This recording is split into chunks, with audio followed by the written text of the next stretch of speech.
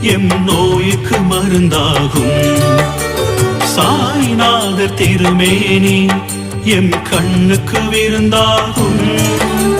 சாய் சொல்ல தண்ணீரும் எண்ணெயாகுமே.